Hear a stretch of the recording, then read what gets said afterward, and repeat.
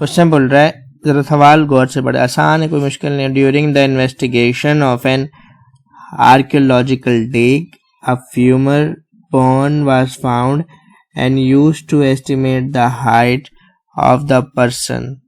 It came from using the formula. आपको formula बता दिया गया है, h बराबर है 61.5 प्लस 22.3 f। फिर बोल रहे h जो है वो हाइट है, हमने बता दिया भाई h हाइट है in centimetre of a person whose femur is f।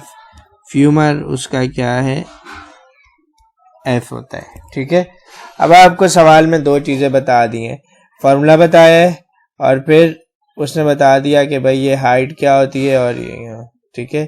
Femur क्या होता है, the bone of the thigh और upper hind limb at the hip and the knee. ठीक है, तो फ्यूमर आपके पास जो है वो एक बोन होती है थाई के अंदर। ठीक है, तो उन्होंने इस बोन को बोला है कि भाई ये फ्यूमर है। अब वो आगे बोल रहे हैं, using the formula the height of the person were estimated to be 5.8 inch. अभी एक उनको बंदा मिला है और उस बंदे की जो हाइट है ना वो कितनी है, वो 5.8 inch. The length of the femur in centimetre, the length of the femur in centimetre was close to which of the following length.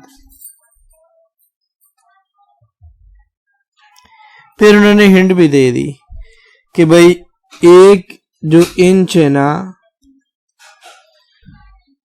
वो आपका बराबर है 2.54 cm के।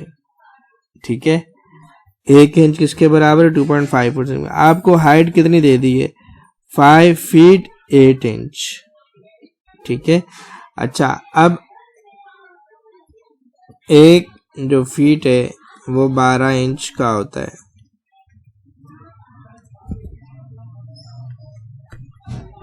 ये बात आपको समझ में आनी चाहिए और मालूम होना चाहिए। ठीक है, इसमें एक फीट 12 इंच का होता है। आपको हाइट कितनी दे दी गई है, 5 फीट 8 इंच। 5 फीट कितने इंच हो जाएंगे, 60 इंच। इसका मतलब 68 इंच टोटल हाइट है। और फिर उन्होंने बता दिया कि एक इंच कितने सेंटीमीटर का होता है, 2.54 सेंटीमीटर का। दैट मीन्स मुझे 68 को मल्टीप्लाई करना है किससे, 68 को मल्टीप्लाई करना है 2.54 से, 2.54 से। सही है, अब मैं इसको मल्टीप्लाई करता हूं।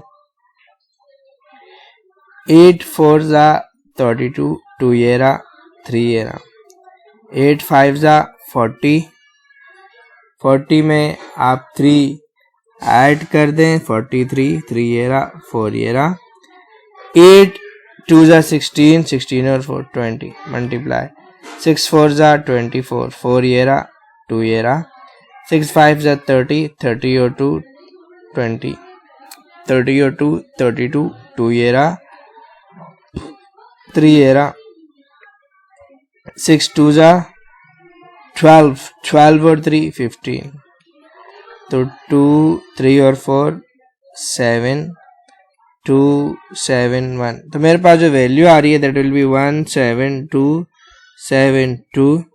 ये मेरे पास इंच आ रहे हैं, 2 पॉइंट के बाद ये लगा दिया। तो मेरे पास टोटल जो हाइट आ रही है वो कितने इंच आ रही है, 172.72 इंच। तो अब मैं हाइट जो मेरे पास 5 फीट 8 इंच की थी उसे मैंने किसमें जो है कन्वर्ट कर दिया, उसे मैंने कन्वर्ट कर दिया किसमें, सेंटीमीटर में। इसकी वजह क्या है कि मुझे ये जो फ्यूमर है ना ये सेंटीमीटर में दिया गया है, मुझे ये फ्यूमर की लेंथ सेंटीमीटर में मालूम करनी थी, इसलिए मैंने हाइट को किस में कन्वर्ट कर दिया, सेंटीमीटर में। कैसे कन्वर्ट किया, मैंने बताया कि एक फीट में 12 इंच होते हैं। अगर ये हाइट 5 फीट 8 इंच है, दैट मीन्स 5 को 12 से मल्टीप्लाई करूंगा, 60 इंच ये हो गए। 8 जमा करता हूँ, टोटल हाइट कितनी हो गई 68 इंच। फिर मुझे ये बताया गया 1 इंच अप्रॉक्स 2.54 सेंटीमीटर होता है। तो मैंने कहा 2.54 को मैं 68 से मल्टीप्लाई कर देता हूँ, तो मेरे पास टोटल 172.72 सेंटीमीटर आ गए, जिसको मैं अब कहाँ रखूंगा, जिसको मैं अब रखूंगा हाइट की जगह पर। तो मैंने कहा ये आ गया 172.72, ठीक है, 61.4 प्लस 2.3। अब ये 61.4 प्लस में इक्वल के इस तरफ जाएगा, क्या हो जाएगा, डिवाइड हो जाएगा, सॉरी माइनस हो जाएगा। तो ये मेरे पास आ जाएगा 2.3 F।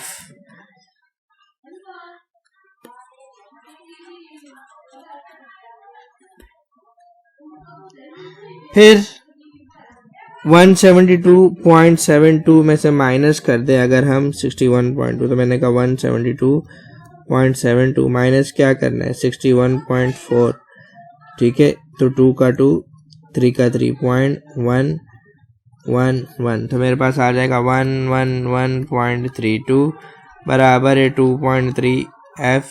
फिर 111.32 डिवाइडेड बाय 2.3, ये है F। अब नियर आंसर देखना है, ठीक है, अप्रॉक्स आंसर देखना है, was closest to which of the following. अगर मैं इसको डिवाइड करूं कि भाई 0.111.32 इसको 2.3 से डिवाइड कर दूं, तो आपको लगेगा सर ये तो बड़ा मुश्किल है डिवाइड करना, आसान कर देते हैं। मैंने कहा इस 111.32 है ना, इसको मैं मल्टीप्लाई कर देता हूँ 100 से, तो ये मेरे पास क्या आ जाएगा 1132।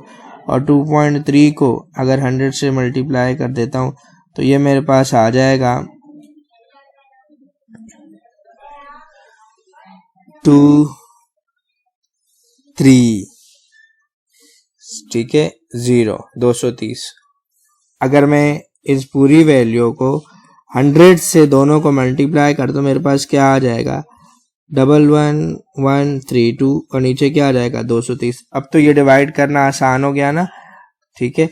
तो जब भी आपके पास ऐसी वैल्यू पॉइंट में हो और उसको आपको डिवाइड करना हो, तो आप उसे पॉइंट ख़त्म करने के लिए 100 या 10 से आप क्या करें मल्टीप्लाई करते दोनों वैल्यूज़ को। तो खैर अब ये 230 है। अच्छा, अब 230 तो इसमें नहीं आता 11, तो मैं ये चारों वैल्यू ले रहा हूँ। मैंने कहा 230 को अगर मैं 5 से मल्टीप्लाई कर देता हूँ तो मेरे पास आ जाती है वैल्यू 5 0 0, 5 3 15, 1 ये रहा, 5 2 10 और 1 11, तो मेरे पास आ रहा है 1150 जो कि बड़ी वैल्यू है। चलो 230 को फिर 4 से करते हैं, 4 0 0, 4 3 12, यानी 4 2 8 और 1 9, 9 20, ये समझ में आता है। मैंने यहाँ लिख दिया 920, ठीक है।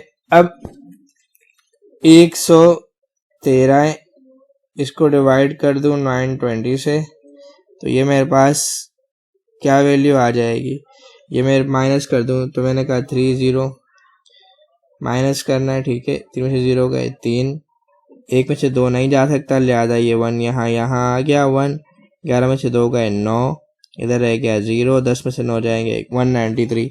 तो मेरे पास अब ये वैल्यू क्या आ रही है 193 आ रही है, जिसको मैं यहाँ लिखने जा रहा हूँ। जो मैं इसको थोड़ा सा इरेज कर देता हूँ, जो मैंने ये सॉल्व किया।